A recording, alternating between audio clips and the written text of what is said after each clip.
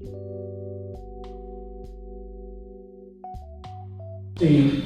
speaker of the day, Ambassador Bhaswati Mukherjee, please come up on the day.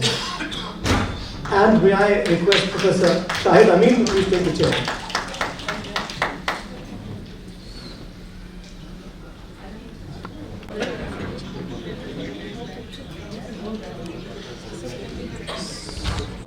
The Zakir Husain Study Center, Study Circle, and also the grandson of Dr. Zakir Husain. He is coming, he is on his way, and he has asked us to start in the meanwhile.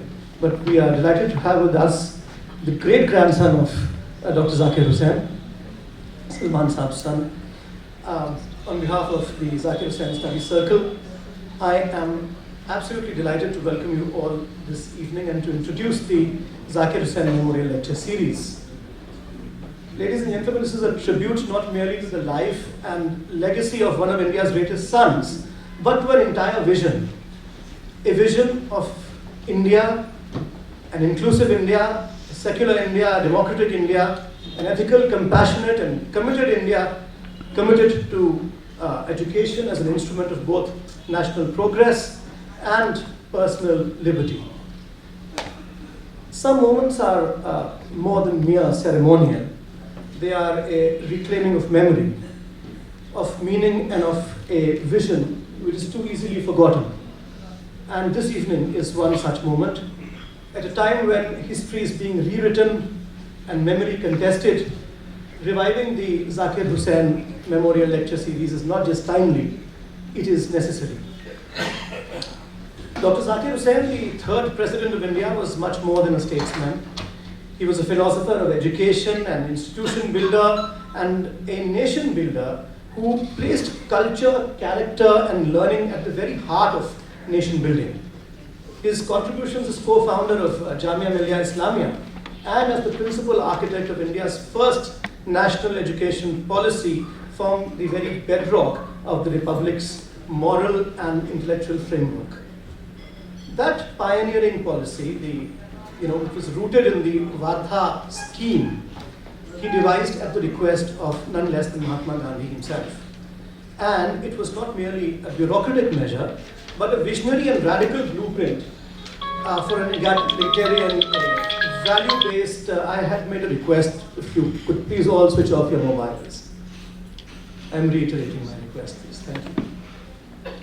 So that pioneering policy was not merely a bureaucratic statement, as I said. It was a visionary and radical blueprint for an egalitarian and value-based system of education, deeply grounded in the lived realities and aspirations of the Indian people.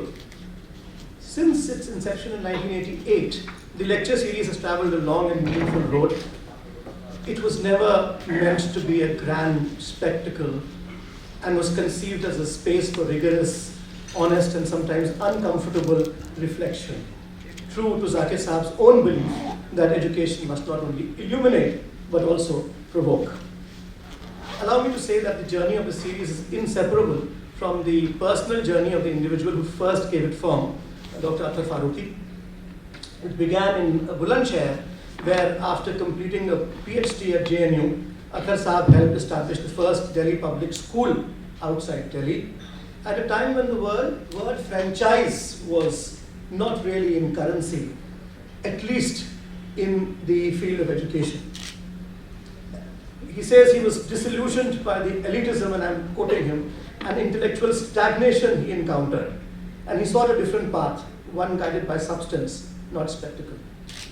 That path took the form of the Zakir Husain Study Circle, a modest initiative that quietly seeded a more inclusive, more liberal, more thoughtful educational space. The memorial lectures grew from there, and not just as ceremonial observances, but as living forums that shaped policy and sparked debate. A landmark 4-day seminar in the year 2002, attended by education secretaries of every Indian state, led to 2 volumes of proceedings published by the Oxford University Press. For a time, these volumes served as reference texts for policymakers in the early UPA years. Solely because of the efforts of Mr. Salman Khurshid, the government in 2005-2006 allocated 800 crore rupees in its first year for Urdu education, the largest contribution to the cause of Urdu ever. That the funds were eventually lost to bureaucratic apathy is not quite a failure of intent, I must say. It's a sobering reminder of how fragile institutional execution can be. We gather here today at a moment of renewal. After many years, the series is being revived quietly, without fanfare, in a different India, in a changed world, a world in which memory itself is contested, and the space for nuanced and critical thought continues to narrow. And yet, this is precisely why the revival matters. As Dr. Atal Farooqi had movingly reminded me in his recent email, this lecture was never meant to attract crowds. It was meant to gather minds, thoughtful, questioning minds, and to resist the flattening forces of mediocrity and manufactured consensus. Which brings me to this evening's lecture. The journey of the Indian woman, to be delivered by Ambassador Bhaswati Mukherjee, diplomat, writer, and thinker of exceptional caliber. The choice of theme is both timely and symbolically resonant, for it echoes Zakir Saab's own commitment to women's education, not just as a peripheral concern, but as central to India's progress. He believed that to educate a woman was not merely to educate an individual, but to empower a family, a community, a nation.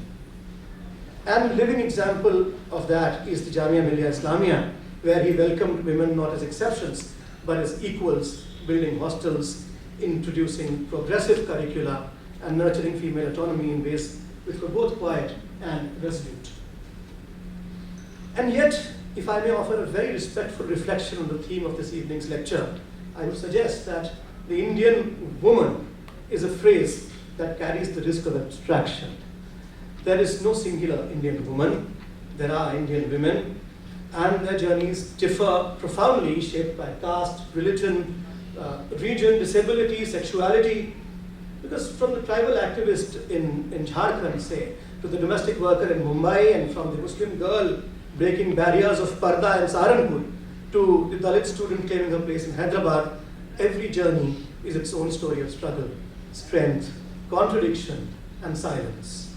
And to speak meaningfully of these journeys, we, the audience here and I, must not generalize, we must listen. And that, I believe, is where the power of this evening's theme lies. Not in definition, but in discovery. And there is hardly a better name than Ambassador Bhaswati Mukherjee to speak on this theme today. Ambassador Mukherjee brings to this inquiry the rare blend of diplomatic insight and literary depth, and I have no doubt her words today will challenge, expand, and refine our collective understanding of what it means to trace such a journey. Before I invite her to take the stage, allow me to quote Kishwar Nahid, the famous Urdu poet, who wrote a poem called Hum Gunahgar Auratein, we, the sinful women. And she says, I am going to recite the poem, but let me, for those who don't understand much of Urdu, a very brief overview. She says, we, the sinful women who do not bow down before the grandeur of the robed elite, who do not sell our souls, who do not bow our heads and do not fold our hands in submission, we who raise the flag of truth and step forth, only to find the highways littered with falsehood at every threshold, tales of punishment carefully laid out, we, the sinful women who do not bow down before the grandeur of the robed elite. ये हम गुनहगार औरतें हैं, ये हम गुनहगार औरतें हैं जो अहले जुब्बा की तमकनत से न रोब खाएं, न जान बेचें, न सर झुकाएं, न हाथ जोड़ें। ये हम गुनहगार औरतें हैं कि जिनके जिस्मों की फसल बेचें जो लोग, वो सरफराज ठहरे, नियाबते इम्तियाज ठहरे, वो दावरे अहले साज ठहरे। ये हम गुनहगार औरतें हैं कि सच का परचम उठा के निकले तो झूठ से शाह राहें अटी मिले, हर एक दहलीज पे सजाओं की दास्तानें रखी मिले, जो बोल सकती थी वो ज़बानें कटी मिले हैं, ये हम गुनहगार औरतें हैं। कि अब ताक़ुब में रात भी आए तो ये आंखें नहीं बुझेंगी, कि अब जो दीवार गिर चुकी है उसे उठाने की जिद न करना, ये हम गुनहगार औरतें हैं जो अहले जब्बा की तमकिनत से न रोब खाएं, न जान बेचें, न सर झुकाएं, न हाथ झुकाएं। Ladies and gentlemen, I have a long list of Ambassador Mukherjee's achievements in front of me. But if I read out everything, we'll have to schedule a second lecture only on her CV. Therefore, I'm just going to briefly give you an overview of her distinguished career. Ambassador Bhaswati Mukherjee is a distinguished Indian diplomat, author, and policy commentator. She has a postgraduate in history from Delhi University, and she's an alumna of Sorbonne University with a degree in French history and civilization. She joined the Indian Foreign Service in 1976 and has been our ambassador to UNESCO and to the Netherlands. She has been a key figure in multilateral diplomacy, cultural policy, and human rights, and has played a pivotal role in the indentured labourhood project with UNESCO and the government of Mauritius.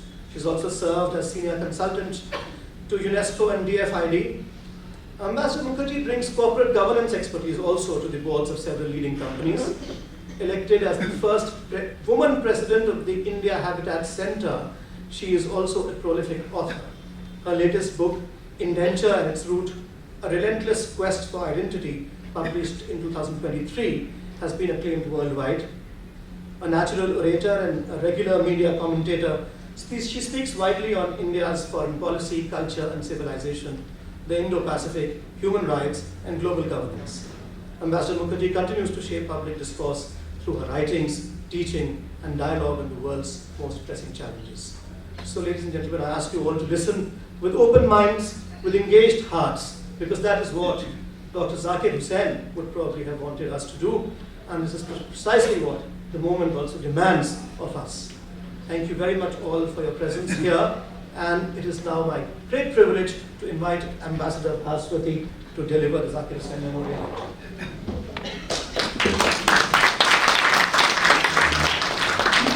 Introduction. And standing here, I now remember that my colleagues in Habitat, the first handicap they found for their president was that she's very short. So they discreetly always used to put a stool for me to stand on when I give a lecture. But I find that in IIC probably your podium is a little lower. I hope you can see my face. Otherwise, it would be a faceless discourse, as it always is for women, faceless and nameless. But thank you very much. And we are waiting for Dr. Salman Khurshid to come. I wanted to thank Dr. Salman Khurshid for giving me the honor of delivering this lecture. And of course, Dr. Atal Farooqi, who has worked tirelessly behind the scene to organize this lecture for one of India's greatest presidents, and has just been stated, a staunch nationalist with a clear vision of a syncretic India and committed to education for women. In fact, he always said that education is the greatest emancipator for women in this vast and complex nation of ours. I'd like to begin my lecture by noting that 3 days ago I was here in IIC when we launched my batchmate Ambassador Pawan Verma's book, which is called Echoes of Humanity. In the first line of that book, he wrote that India is a civilization of Maulik Soch, power of original thought. And then he added that over a period of 7,000 years of India's culture and civilization, which is difficult to chronicle in one lecture, how is there a virtual absence of Indian women philosophers until the Bhakti movement? From any religion, from anywhere, there was a paucity of women. So I begin by saying that in my book on indenture, I have a separate 3 chapters on indentured woman. I began that chapter by quoting from Tanveer Ghazi, narrated by Amitabh Bachchan in the movie Pink, which many of you may have seen. And there he said, Amitabh Bachchan, तू खुद की खोज में निकल, तू किस लिए हताश है, तू चल तेरी वजूद की समय का भी तलाश है. In other words, go out to discover yourself. He's addressing Indian women. What are you waiting for? Do you not realize that this is your time which has come? you must search and find that moment of yours in history. The international perception about women in India is that the position of women does not do credit to India's 7,000-year-old culture, civilization, and democratic liberal norms. And I asked myself, is this true? Is this fair? How does one change this perception? And one can only change it when the position and status of women, Indian women, change. We talk of International Women's Day. When International Women's Day began, and it was adopted by the UN General Assembly in 1977, it was a much delayed recognition of the equality between genders. And it was a way to reflect on how far we have traveled as women since the first International Women's Conference was organized in August 1910 at Copenhagen. I talked about perceptions and how difficult it is to change perceptions. E.H. Carr had said, facts speak only when historians call on them to speak. My favorite professor of history, I might add, is Dr. Shahid Amin's father, Muhammad Amin, who was like an adopted father. And he always said that in a sense, E.H. Carr was right. Because a fact is a fact and cannot be more sacrosanct than a perception. But perceptions are much more difficult to change even when they are countered with facts. And that is the whole problem of writing history. Because no matter how much you try, subjectivity creeps in because the person writing the history, the historian, is shaped by his own perceptions. So as far as Indian women are concerned, I'd like to first say that I was Ambassador of India to Netherlands when Dr. Salman Khurshid, who's also my classmate, was my foreign minister. That makes it a very cozy affair, right? So, as Ambassador of India to Netherlands, there he comes. Please give him a big clap.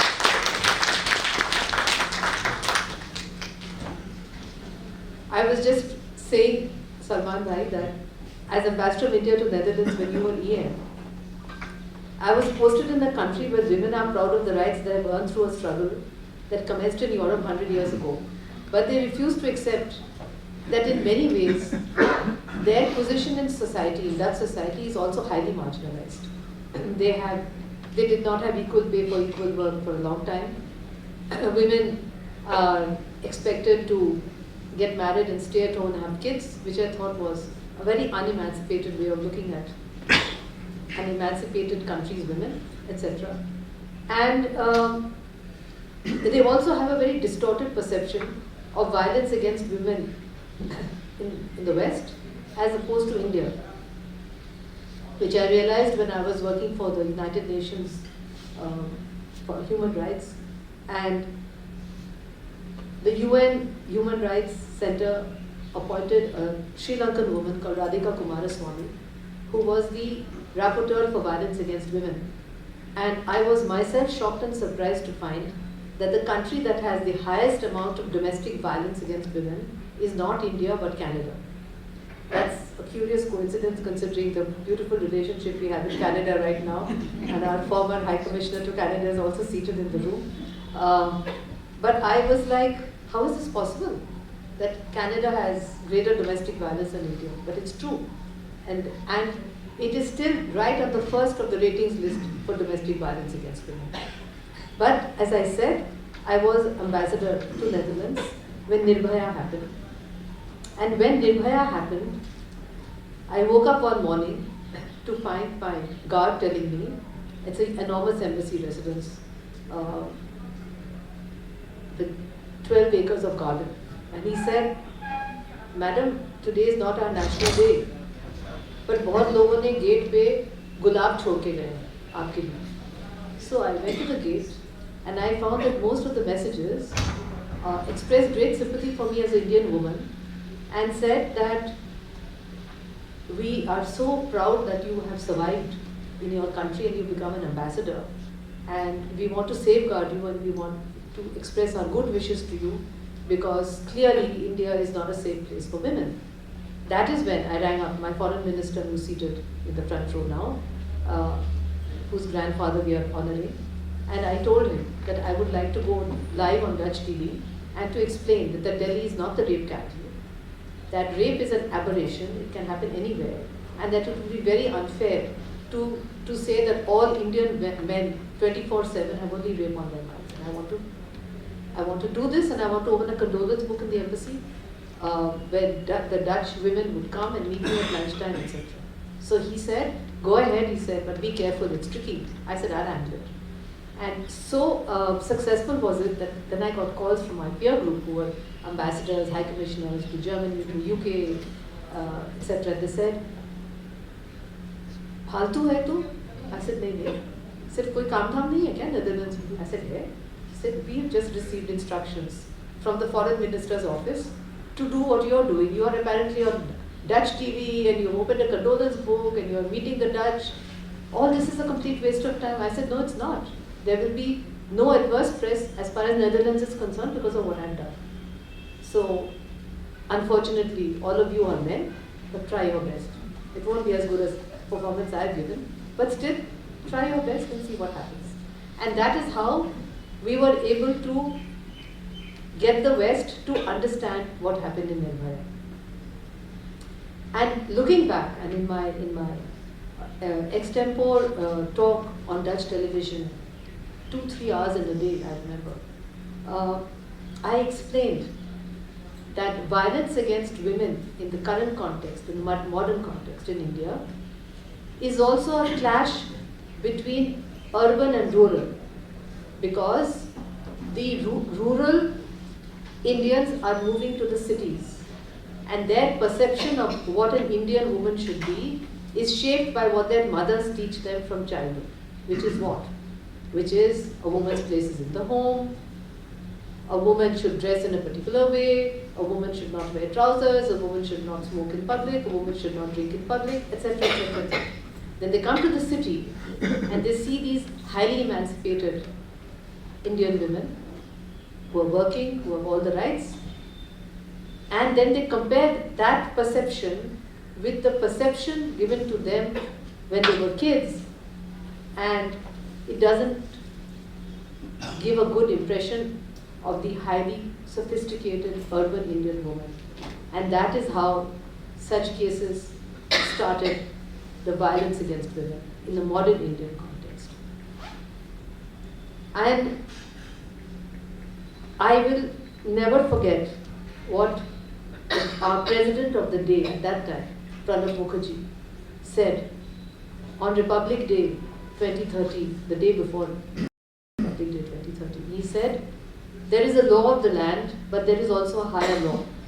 The sanctity of a woman is a directive principle of that larger edifice called Indian civilization. The Vedas say that there is more than one kind of mother. But mother is our protection from evil and oppression, our symbol of life and prosperity. When we brutalize a woman, we wound the soul of our civilization. I think there could be no better way of explaining how Nirbhaya, in a way, was a turning point in the way India looks at its women, at domestic violence, at the laws around rapists, etc., etc. It was 100% a turning point. And that's why I'm mentioning it. Though it gives me great pain because she died a very painful death. And she wanted to live. She told her mother till the very last day of her life that she wanted to live.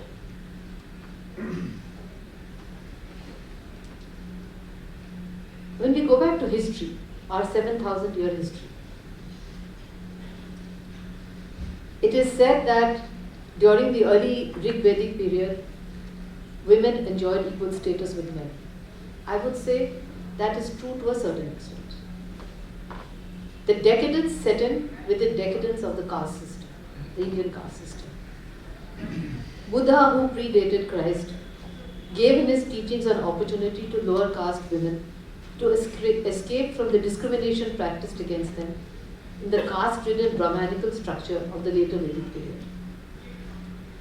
This has been beautifully portrayed in Tagore's Chandalika. Chandalika in Bengali means a Chandal woman, daughter of a Chandal, a Dalit. Because in Bengal, where the caste system is relatively simple compared to North India, there aren't so many different castes for the lowest caste. They usually have 2 or 3, Sikhdars, Mandals, etc. But in those days, they were all called Chandals. And in Chandalika, which Tagore wrote, it's a beautiful dance drama. This woman who is discriminated against because she's the daughter of a Chandal, ultimately shaves her hair and becomes a Buddhist monk to escape discrimination. And therefore, when Buddhism and Jainism came to India, there were many conversions from Hinduism to Buddhism to escape the distortions of the caste system which had crept in the later Vedic period. Much has been written about Manusmriti. Recently, I had, at the invitation of Mrs. Manmohan Singh, gone to meet her and her very learned daughter, Dr. Upinder Singh, who presented me with her book on ancient India. It's called Ancient India, Culture of Contradiction. And in page 111, she says about the Manusmriti, that the Manusmriti is a complex text which makes pro-women as well as highly misogynistic statements. But its overall emphasis on this is the subordination and control of women within the framework of our patriarchal patrilineal family. That, I thought, was a great definition of the problems that women faced all the way until the 10th century, when we had the invasions coming in from over the Himalayas. So you had the establishment of the Delhi Sultanate, slave dynasty, and then the Mughals who came from Samarkand. And India as a true melting pot of civilization, absorbed, assessed, assimilated or rejected. Some of what they absorbed was not necessarily good for women, because the parda or the hijab for the Muslims was replicated by the ghungat for Hindus. And in fact, in my perception, the ghungat is worse than the hijab, because at least in the hijab there are slits for the eyes. In the ghungat that I have seen in Rajasthan, where the saris are also 6.5 meters, 7 meters, because of the ghungat. I never understood that until I bought myself the first time a sari in Rajasthan. And they said, ye ghungat ke liye hai. But when you put the ghungat over your head in that manner, you are completely blind, you can see nothing, unless the material is very thin. So I would say that the ghungat was a bad adaptation of the hijab. And it was not necessarily a good way to assimilate something which in any case is controversial even across the Muslim world.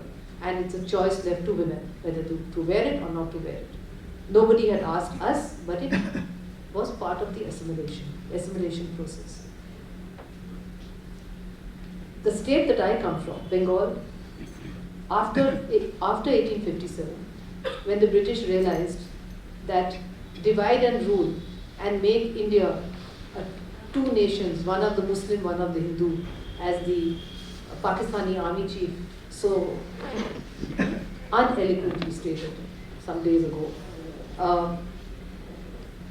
One has to remember that post 1857, the Brits understood one very simple thing. Pre 1857 and 1857, there was complete unanimity among all Indians, regardless of religion, caste and culture, that we need to throw these Brits out. After Bahadur Shah Zafar was exiled, the British decided to divide up the British Indian Army into the classic concept of warrior and non-warrior castes. The warrior castes for them were those who collaborated. Non-warriors were those who did not collaborate. So the rice-eating Bengali and the rice-eating Madrasi were non-warriors, and I leave it to you to judge who were the warriors. When the reform movement started in Bengal, there were many welcome measures for women's education, widow remarriage, banning of sati, and then of course, when Gandhiji came back, he upheld the equal rights of women, and he tried to make women part of the equal part of the national movement. And when India's constitution was adopted by the Constituent Assembly on 26 January 1950, had he been alive then, he would have been happy to see that all rights and freedoms were guaranteed to all Indian women and men equally.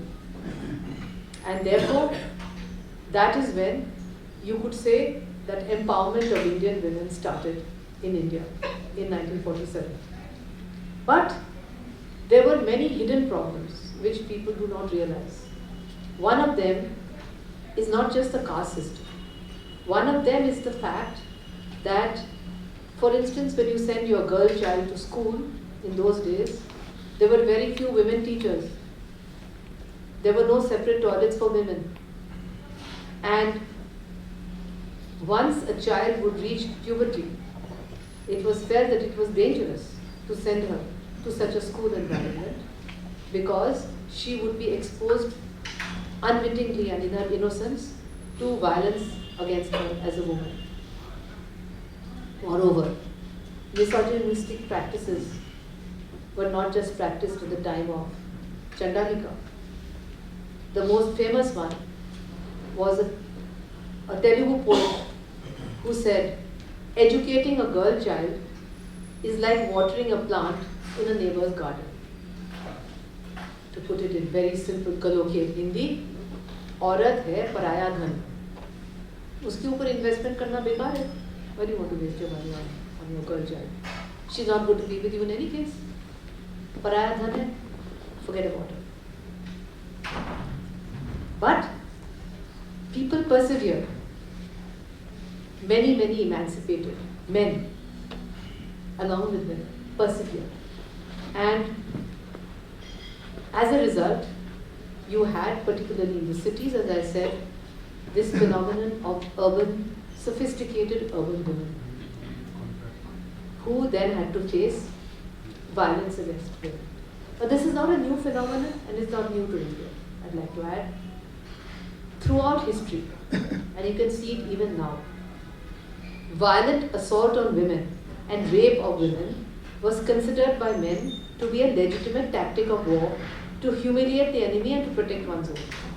Hence, what was practiced on Indian women for 7,000 years is something that is endemic to the way men have treated women as a legitimate tactic of war, because, and that is how Sati came to India in Rajasthan, because of the fear that with the death of the husband, the woman would be raped or made into a slave, and therefore it was best that she ended her life through Sati or Johar. Another huge problem was the fact that there is the judicial process in India, which before Nirbhaya was very slow and which was greatly improved after Nirbhaya, so fast track processes, etc. But now it has come to a different turn, which again, as an emancipated woman, I do not approve of, which is women should not use these laws to their own advantage to pretend that rape or assault has happened when it has not. Because then you are actually, as a woman, reversing a progress which was very welcome, but which should not be used against men also as a weapon of war, because it is a weapon. If you accuse a man of rape, he gets 7 years, no questions asked, particularly if it's a highly respectable woman who would accuse a man of rape.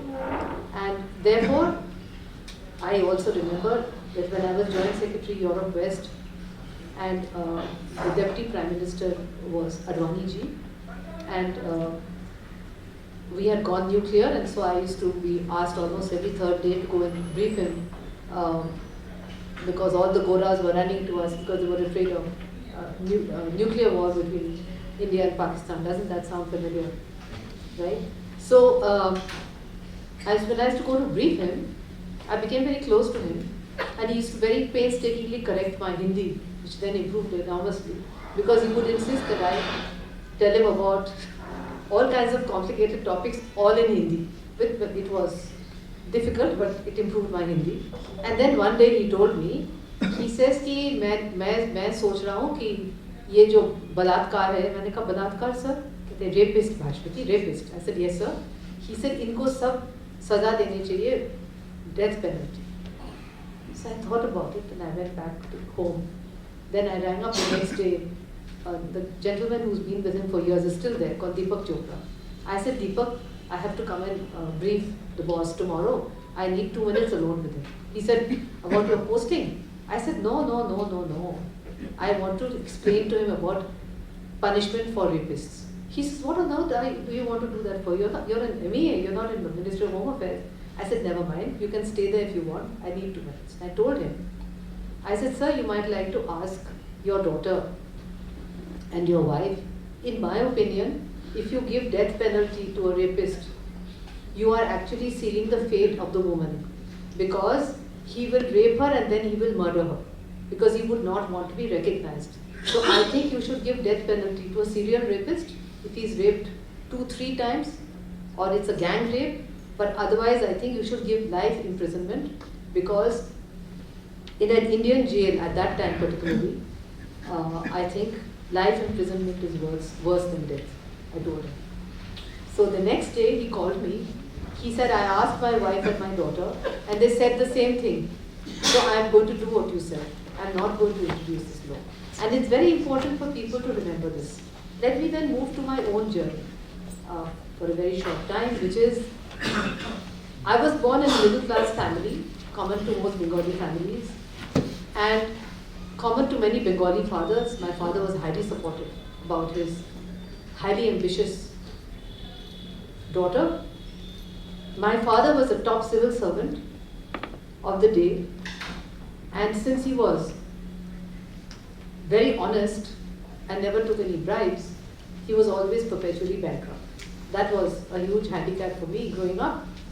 And Dad always said that you should make your own money. And that again, like Advani ji teaching me Hindi, was very useful, because from second year Miranda House, I decided to do not Doordarshan, AIR, All India Radio. There used to be a program called roving microphones. I used to get a contract, a weekly contract, and I used to get the princely sum of 120 rupees for 5 days. That was riches. I didn't need any pocket money after that from Dad. And when I post-graduated in 75, I broke the first glass ceiling by entering that most male chauvinistic of all male chauvinistic institutions, from where Shahid also comes from, and I think also Dr. Khurshid. I became the first woman to teach history in St. Stephen's College. The first day I went to give my lecture, there were these boys sitting there who all started shouting, fresher, fresher, fresher. And I said, sit down boys, because it was first year, there were no, second year there were no girls there. I said, I'm your new teacher. They said, you got to be kidding. I said, I'm not kidding, and if you don't keep quiet and sit down, I'm going to mark you all absent, and you will not be able to give the exam. I asked to teach them, thanks to Shahid's father, Amin Saab, medieval Indian history and modern Chinese history. And you won't be surprised to know that within 1 week, they all settled down. They realized that this small little thing weighing 40 kilos actually knows her stuff and is pretty tough too. So I managed fine, and I'm afraid I was very non-transparent with the principal of St. Stephen's College, a gentleman called Dr. Rajpal, who had forbidden all his lecturers to give the civil service exam. But mine was a temporary job, and Dad said, I've retired, you better do something. So I used to catch a bus or an auto from Stephens to UPSC, give the paper, then catch a bus or an auto and go back to Stephens for my afternoon lecture. And I actually thought that I would never be able to make it. And I was amazed when in my first attempt I got foreign service. Then the biggest challenge was to break it to the principal of St. Stephen's College, who had read my name in the newspaper, and he summoned me to his office, very intimidating office it was in those days. And he said, how have you got the foreign service without giving the exam? That was one of the most difficult questions that I had to answer in my life. I said, sir, I gave these. He said, how did you? I checked. You were present for all your lectures. I said, yes, sir. He said, then? I said, sir, I took an auto to UPSC, gave the exam, took an auto and came back. He said, you took an auto to give the IFS exam and took an auto to come back to St. Stephen's College. I said, yes, sir. He said, then? I said, sir, you know, I'm a Bengali. We are used to no luxuries, no money, nothing. We're brought up tough. So I may look small, but I'm a tough little kid. I did it, and I got foreign service. So after that, he did congratulate me, but I think he never had a high opinion of me after that. I joined the foreign service, and I realized that St. Stephen's College was a much easier place for a liberated woman, even though it was very conservative, than the foreign service. There were very few foreign service women, and there were all kinds of bizarre rules discriminating against women, which were against the Indian Constitution. The first bizarre rule in those days was that if you got married, you had to resign. And so we lost Mrs. Rama Mehta, who married the late Sri Jagat Mehta, and several others who got married. Those rules had changed by the time I joined foreign service. But there was the rule that if you married a foreigner, you had to resign immediately. When you resigned, they would never take you back. Even if you said it was a mistake, you want to come back. If it was a woman, there was a famous case of a male officer who's now no more, who resigned, then discovered that he's made a mistake, and he was taken back. So never let it be said that there were no double standards in the foreign service. The other double standard was that you would get half the foreign allowance of a male officer, and a single woman would get half the foreign allowance of a married officer. Fortunately, there was a very brave male officer who was not married. He's very senior now. I think he's a friend of Ambassador Bhaswati Mukherjee. I won't give his name. He took the foreign service to court. And the court said this is totally illegal. It is discriminatory. It's against the Indian Constitution, and it was struck down. By that time, I had already done 2 postings with half the foreign allowance of my male colleagues. As a result of which, since I also paid for my fees to the Sorbonne University out of my own pocket by taking a loan, and I also decided to buy myself for the first time my Omega watch, which I still wear, which is pretty expensive too, and I bought myself an Italian Fiat.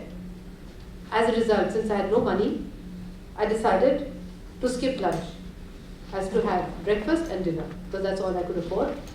And within 6 months, I was in the American hospital in Paris with an acute pain in my back, which was diagnosed as a very sharp duodenal ulcer, which the French surgeon said, "C'est comme un couteau, madame." A couteau means a knife, very deep. Then he said, "What have you been doing to yourself?" I said, "Nothing."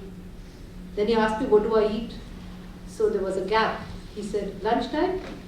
I said, 2 boiled eggs. He said, 2 boiled eggs? I said, yes, it's cheap, and I carry it in my handbag because I have to go to Sorbonne University for my classes. He said, "You survived the whole day on 2 boiled eggs?" I said, yes.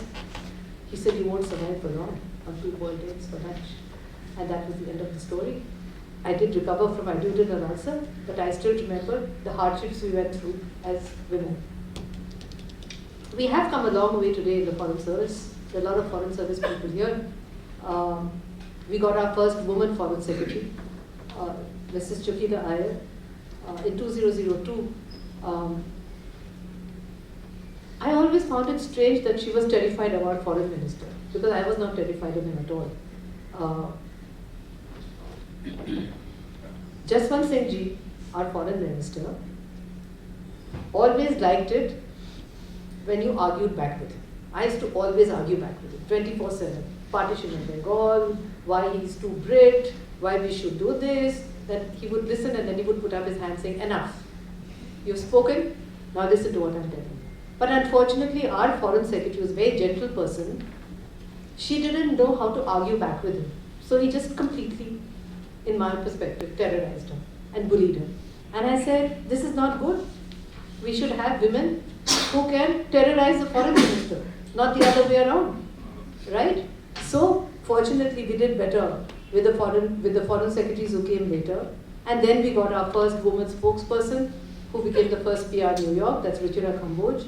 And for myself, I became the first woman Joint Secretary Administration because the Foreign Service of the day felt that any post by which you control whether somebody goes to Buenos Aires or to New York or to Washington or to Melbourne or to Canada, that can only be a man who decides.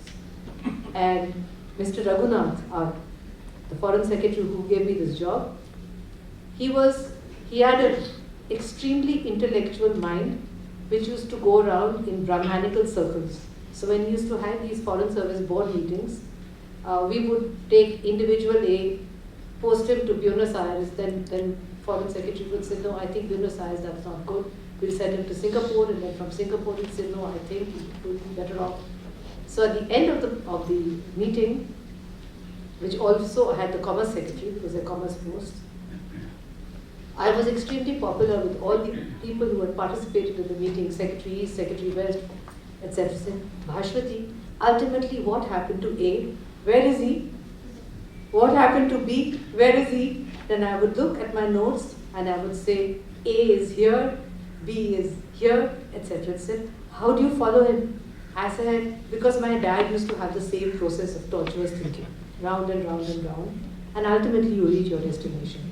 So I also broke other barriers in my life, and one of them was the fact that I became the first woman vice president of the Foreign Service Association, and I told the foreign minister of the day, by that time it was Mr. Yashwant Sinha, that it's not fair that women in the Foreign Service don't have anything but a tie to offer them. We don't wear ties, so we should be given some souvenir, etc.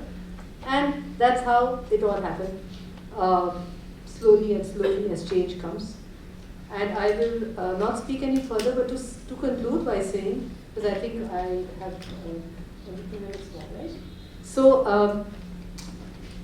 I wanted to say that ultimately when I came to the end of my journey,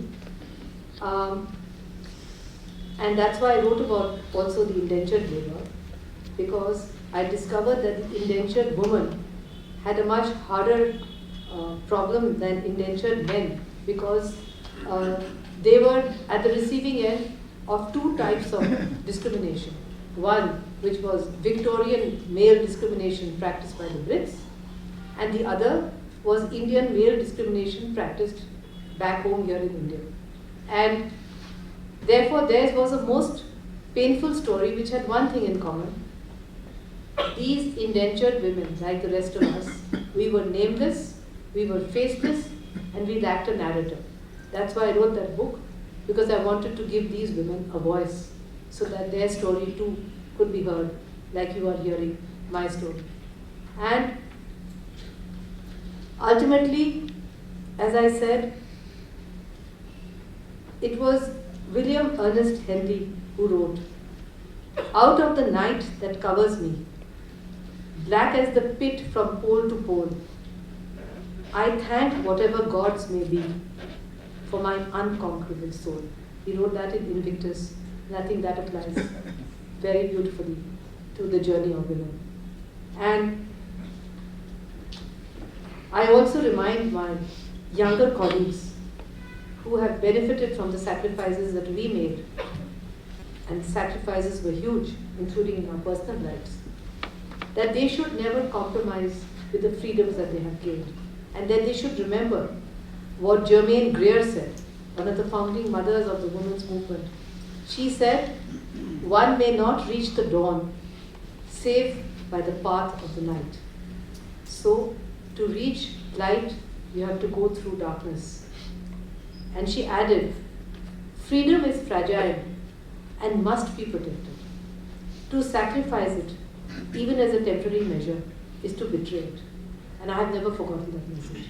Now I'd like to add that in India, there are certain problems germane to all women, regardless of their caste, of their religion, or where they come from. There are specific problems too, as has been pointed out. But the problem of India being a male chauvinistic matriarchal society still exists. And the more you insist on your rights, the more they do what they try to do to me, which is, it's very interesting. They make you into a male. They give you temporary status of a male officer. You become one of the boys. So if you're one of the boys, you sit late, you drink with them, you don't complain, you don't ask for any concessions. But then as I told one of my male colleagues who was senior to me, who used to always call me a brother officer, I said, I don't want to be your brother. I don't want to be your sister. I want to be your colleague. I want to be equal. And to be your equal, I cannot pretend that I'm not a woman. Because as a woman, I bring special strengths to the Foreign Service. Just like as a man, you bring your own special strength. So to change my gender and to make me into a brother officer is not equality, and I'm not accepting it. And that is the kind of struggle that we went through in my days. And when I go to mentor my young women colleagues, I tell them my story. And I tell them also that in addition to everything else, the salary I got as a lecturer in St. Stephen's College was 1,700 rupees a month, which was a fortune. And then I got the Foreign Service. And the Chief Minister of West Bengal of the day, I think it was Dr. Shankar, sent a telegram to my father saying the whole of Bengal is so proud of me. And then I went to Mussoorie and I discovered that my salary is 750 rupees a month, of which 400 rupees is deducted for food and lodging. So the 350 rupees which I had to cover all my expenses, and also it would be known to many of my male batchmates, some of whom are very famous, one of whom who had his book launch here 3 days ago, to pay for their beer and their cigarettes, because women of our generation neither drank nor smoked. And this money would be paid back to us at the beginning of the month. I remember telling one of my now very illustrious male batchmates, I said, wouldn't it be interesting if I wrote an article of how you guys used to borrow money from us, which is against the rules of civil service, and survive? He said, if you ever dare to do that, I'll never speak to you again. So that is how we survived. That was my story. I feel very honored that you asked me to be here. And it's a sad story, but it has a happy ending for me. I hope the sad stories for my other women colleagues whom I've invited here today, and I invited special women here today, they're all here. I hope it ends well for them. And I hope that the future will be much happier for the women of our country than it was for me when I was born into a simple middle-class Bengali family on the 14th of June, 1953. Thank you very much.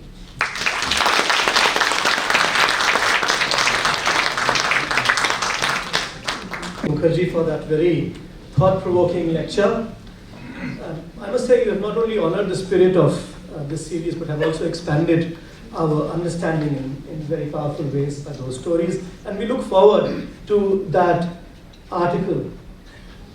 It's a book. Or a book, yeah, the one in which you will write how you paid for your male colleagues' beer and cigarettes.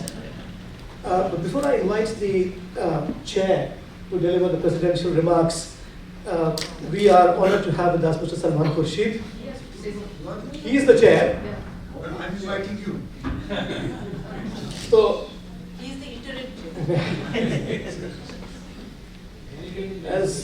Sir, just before you arrived, I was telling the audience how in the year 2005-2006, the UPA government had allocated 800 crores in its very first year for Urdu, and which is the highest contribution ever received from the state exchequer for the purpose. And that couldn't have been possible without Mr. Salman Khurshid's personal efforts. In fact, Salman Saab's vision and varied contributions to Urdu Ghar, which houses Anjuman Tarakki Urdu Hind, is also it's going to leave a lasting impact on the cultural, literary, and intellectual legacy of Urdu. So we are very, very grateful to have Salman Saab with us today. हुजूर, मेरा ये ख्याल है कि presidential address के बाद मैं आपको यह ज़हमत दूं कि आप क्लोजिंग रिमार्क्स दें। आप तशरीफ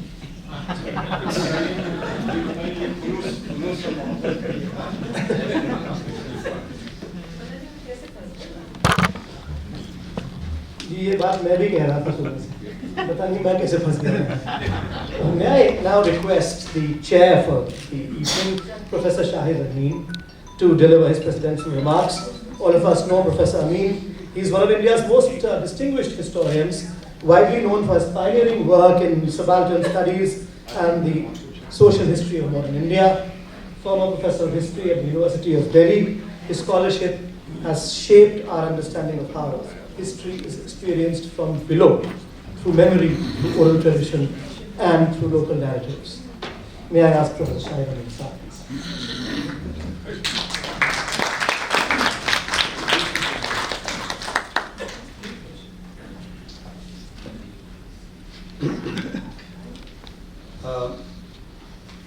It's a great honor to be invited to be chair.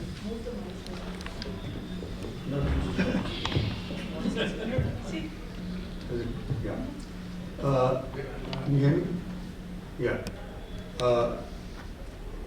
Bhaswati Mukherjee was trained as a historian, and she comes from a time in the early 70s and 60s, which were beginning to see the movement, the women's movement, all over India, and especially in student politics of the time. And Bhaswati, if I may call you that, was a very engaging student activist of her time.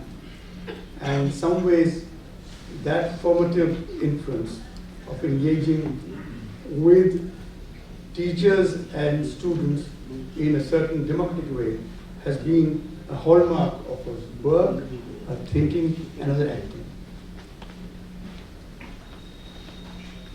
I have known Bhaswati now for several decades, as a historian first, as a friend, and as a scholar. Her book on the indentured laborers, especially the women, is a major achievement in the field, which was neglected totally for a long time to come.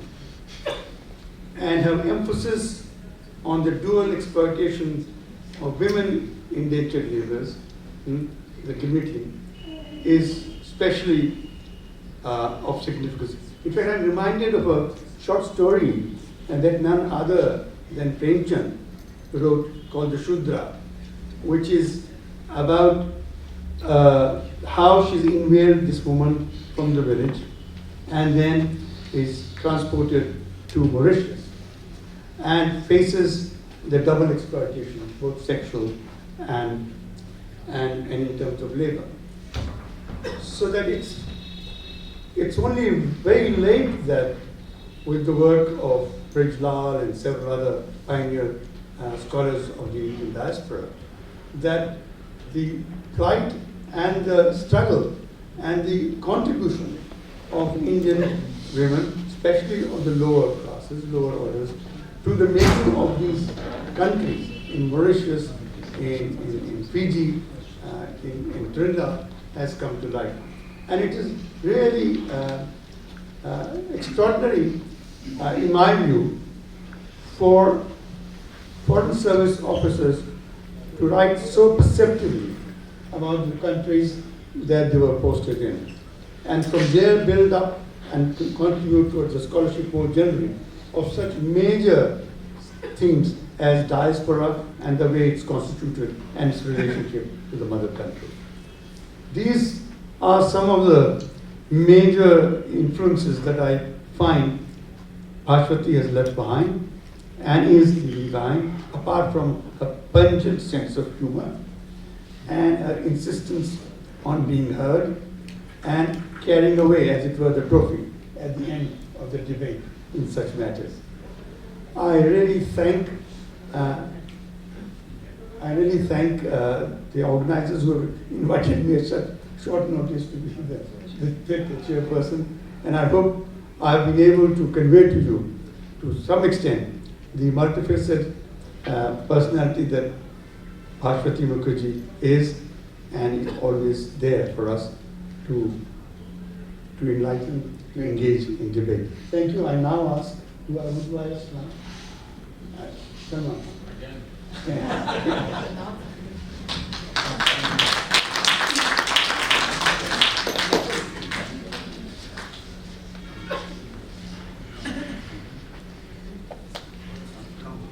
Thank you, Shahid Bhai. This is really a family affair in more ways than one. I'm here to represent my family, although I had asked Zafar to be so good as to be here so that I could fulfill my duties in the Islamic Cultural Center, where some very distinguished people have gathered to discuss freedom. I hope you still know what the word freedom means. But anyhow, I said to them that I was very sorry that I would not get to know what freedom is, at least not for a few more hours, because I had to be here with you. And when I say it's a family affair, of course, we are here to in the memory of my grandfather, who was family to us, of course, but if I recall the time that he made his speech as the President of India after taking the oath, he said that he spoke of the family of Indians, and he said that I belong most of all to the family of Indians, and as a teacher, the family has chosen to ask me to lead the family for a short while. And that is something that remained when I was still at school at that time, and that's remained in my mind ever since. But speaking of the family, Shahid Sahib is here. We've spent some very many lonely evenings in Oxford, he and I at the high table, and when everybody else would go off on holiday, both of us couldn't afford holidays, so therefore we would remain and continue to eat. We were talking about 2 eggs. We would continue to force them to feed 2 people, even during vacations. And the only problem that arose for us is when it dwindled from 4 people to 3 people, and finally to 2 people, the grace had to be said in Latin. And there was Shahid with all his Urdu and all his Persian, and there was I with a little bit of English and broken Urdu. And so we had to toss a coin as to the Latin thing. So finally it descended upon him to say the grace of Latin. But since there was nobody there to record it, and history would not be there around to ask as to what we had said by way of grace, but grace was said and the food was served. And then, of course, our speaker today has talked about the overlap that we had in terms of the time that she served as an officer in the Foreign Service. Before that, association from college, because when I became Minister of Foreign Affairs, and we were taken into that room where everybody was gathered, I just looked around and I wanted to say to them, is this an old students gathering? Because everybody there was from St. Stephen's College. And those who might have lived at St. Stephen's College were certainly from Oxford University. So, but that's how it was. I hope that it's changed. I assume that it's changed since then. And then for our moderator today, what can I say? I mean, the family link there is with his father. His father, when I first came back from Oxford, somebody that we looked upon for trying to understand what Islamic law was in this country. After having read books on Mullah and so on and so forth, it was his father, and he was Tahir Mahmood Saab was a legend, a walking legend at that time. And his books were prized possessions that we had. And then in the few gatherings that he would have at his residence, and I remember a few of those gatherings, I was introduced in another way. I was introduced to modern Urdu poetry, which is something that has kept us two together. He's of course gone much deeper. I've remained at the surface. But it's good to know there is someone like him emerging poetry intellectual, if I might call him that. emerging poetry intellectual, a person of whom people like Alif, if they came back to see Delhi, as to what Delhi that they loved so dearly and they valued and cherished so much, if that Delhi had continued to keep poetry alive, they would easily find a person in Saif Mahmood and know that as long as people like him are there, poetry is safe. So poetry is safe certainly, but if poetry is safe, I hope the message of that poetry is also that Delhi must be safe as well. Because much of the poetry that we know of Delhi is poetry that has emerged from the sorrow, grief, longing, and tragedy of Delhi. I don't know if that is something that would continue to tell us how to avoid the tragedies that the river Jamna has seen. Unfortunately, today the river Jamna is in a tragedy itself, and with foam and filth and dirt, etc. But will Jamna flow clean again is the big question. And if Jamna flows clean again, and the poetry is there to celebrate it, hopefully there will be more reasons to celebrate that Delhi has been preserved and Delhi has been saved. And I think when that happens, I may say to Bhaswati ji, when that happens and the book is written about it, maybe somewhere your story will figure. It must figure, because you can't write the story of Delhi without the story of the women of Delhi and the women of our country. And there, I guess, the researchers will find your lecture. It's preserved. I hope that they'll find your lecture as a turning point for women in Delhi. Thank you very much, ladies and gentlemen. I know that you all are part of her family, and she is, and we are all part of her family, so it's good to have such a wonderful family gathering. Thank you very much.